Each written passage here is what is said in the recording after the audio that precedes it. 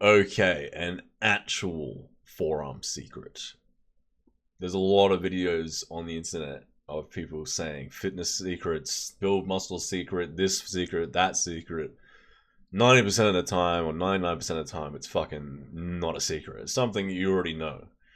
This is something that a good chance or a good percentage of you guys probably won't know about. So, this is a genuine forearm secret. It'll be a big addition to your forearm training.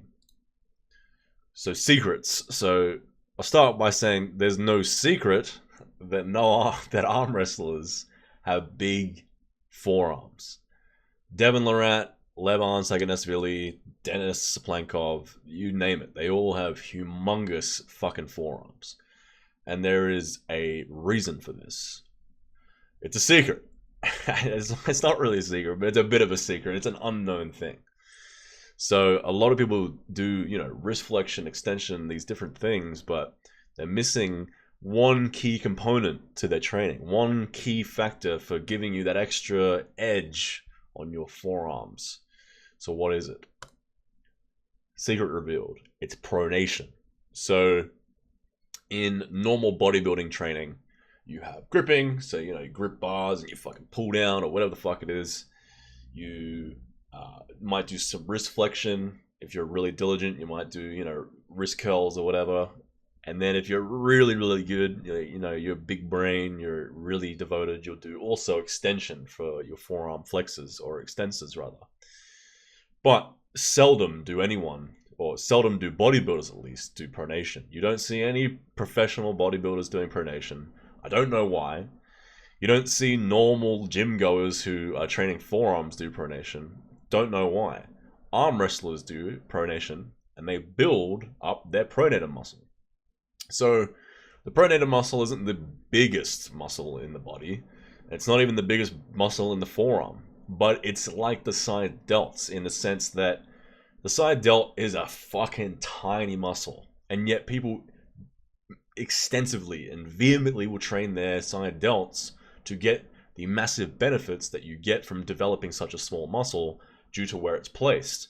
So the side delt is placed directly in this place responsible for shoulder width. It gives you the shoulder's width. There's no other muscle that does that. The only other thing that's responsible is bones. So we all train our side delts, even though it's a very small muscle, but we don't train our pronator muscles, which is in the exact same boat as the side lateral or side delt, in the sense that it inserts in an area on your forearm where the biggest girth or circumference will be responsible. And yet we don't train it. And it's relative, so like with the side delt, right? It's the shoulder width relative to the waist. So you get that V-taper. The same exact thing applies for the forearms. Some people want small wrist, so the rest of their forearm looks bigger. And the area in the forearm that gives you that kind of V-taper in the forearm is where the pronator inserts. So if you're not training your pronator, you're going to miss out on half to full inch of meaty girth. There is a lot of meat in the forearm in the pronator. There's easily an inch there that you could be potentially missing out on the pronator. So this is all cool, but how do we train the pronator? How do we get this thing bigger?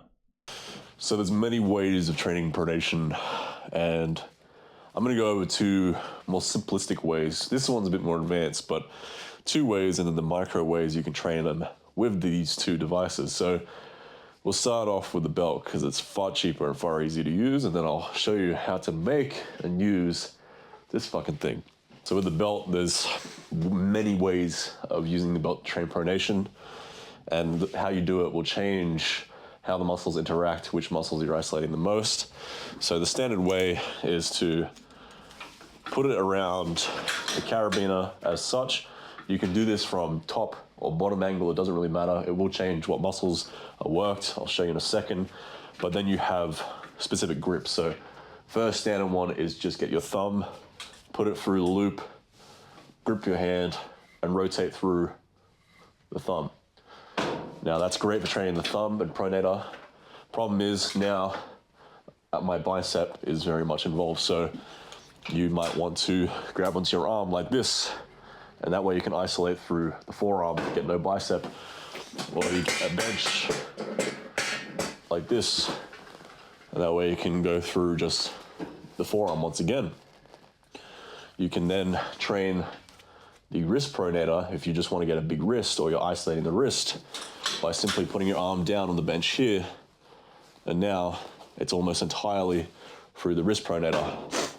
So depending on where you isolate your arm, your bicep will be involved, or you're isolating just the pronator at the forearm attachment, or you'll be training the wrist pronator. Then you just have different ways of gripping it. You can grip it like this, pronate through with more of a standard grip, just holding on for dear life. You can get it fully looped through the carabiner like this and loop it around your hand once or twice, and that way the grip isn't a component. This is the best way, in my opinion, to totally isolate the pronator. You just simply hold onto your arm or place it on the bench, and now you don't even have to grip. I could open my hand and just pronate like that, and that's entirely on the forearm attachment.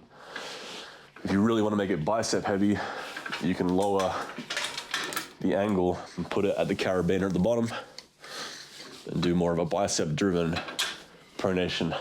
If you're into arm wrestling, you want to make it more sport specific, get the whole joints, all the joint angles in at the same time, you can do it from there. So that's the main ways you do pronation, is how you attach it to your thumb, how you place your forearm on the bench or not on the bench, depending on what you want to isolate. Very simple. You can do them both at the same time. So you just put it through the carabiner, loop it through, very simple. Put both thumbs through. Isolate your forearms.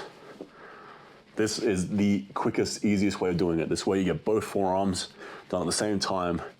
So personally, this is my favorite way of training my pronation. This PVC handle I've created allows me to train pronation evenly throughout the hand, thumb, wrist, forearm. It allows all of it, and especially for the forearm attachments. So for aesthetics, it's ideal. So you just grab onto this handle and rotate around, which is awesome. It's great. Now, how do you make this fucking thing? So this thing is pretty easy to build. Really, you need a 2-inch PVC circumference or diameter, and get about 2 to 3 feet to work with, and then cut it relative to the length of your Olympic barbell. And then you will get a shovel handle, ideally a D or U shape, made of plastic or wood, so you can drill through it. You will then get them, put that D handle or U handle or whatever, shovel handle, into the PVC pipe, drill a hole through them uniform, and then simply put a U-bolt through that, screw it on, and now you have an attachment for this rope. So you get probably 1 meter or 2 of rope, tie it to this U-bolt, put a carabiner that is rated for a decent amount of weight at the end of it, and you're ready to go. Now, that out of the way, what are the extra benefits of pronation? Even more stuff. So the first one is you'll be far less likely to ever lose an arm wrestle, or you could still probably lose an arm wrestle, especially if you verse someone bigger, stronger, who actually knows how to arm wrestle. But the average dude, you're going to have a much easier time arm wrestling them because you'll be able to rotate through their hands. So next time your dad, who's got that old man strength but he's fat and he doesn't lift, asks you to arm wrestle you, and last time he fucking crushed you and said, mate, you lift weights, why are you so fucking weak? You can roll that old fucker's hand open and beat him. Or you might be at the pub and you just want to arm wrestle some dudes for free drinks or whatever it is. So that's the first one, and that might be an introduction to your love of arm wrestling. You might go, oh, cool, I got these cool pronator muscles, but also, what's this arm wrestling shit about? You get into the sport of arm wrestling, which is a great fucking sport. The longevity is infinite. There are professional arm wrestlers, champions in their 70s, because unlike boxing or rugby or any contact sport where you get hit in the head or you break your fucking hips or knees or arms or whatever it is, with arm wrestling, yeah, maybe you get an arm break, but there's no brain damage, and you can get better even into your 40s and 50s. So the longevity is great.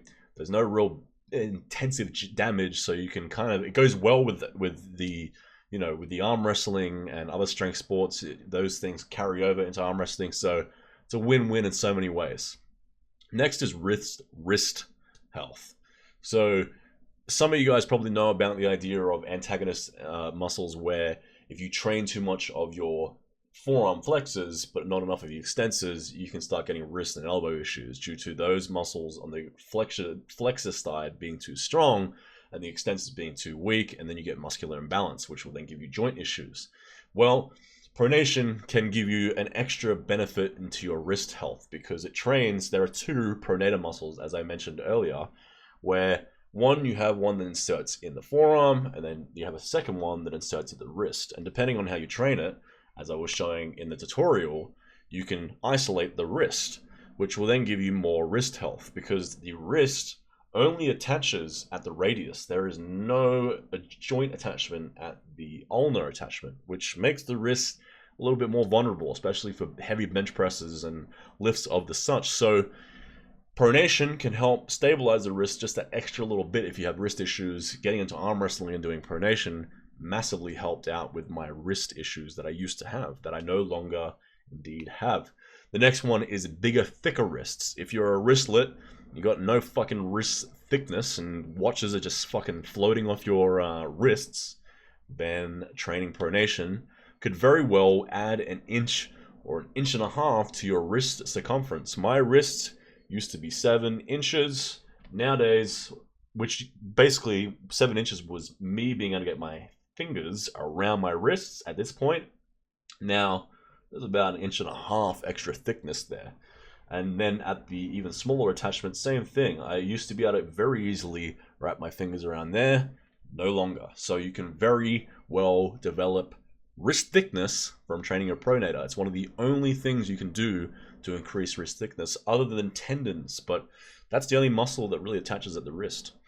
The next one is bigger, thicker forearms. Obviously, as I was mentioning earlier, this is the most important area of the forearms where the pronator attaches. This will give you the most circumference. So that extra 1/2 inch to 1 inch, that little tumor that pops out through there, you can't see it because the lighting's shit, will give you an extra cool little look to your forearms. It'll give you more definition. It'll give you more size. So that's it for today. Hope that's informative. Best of luck with your forearm training. May you get better forearms than you've ever had. Until next time, see you cunts later.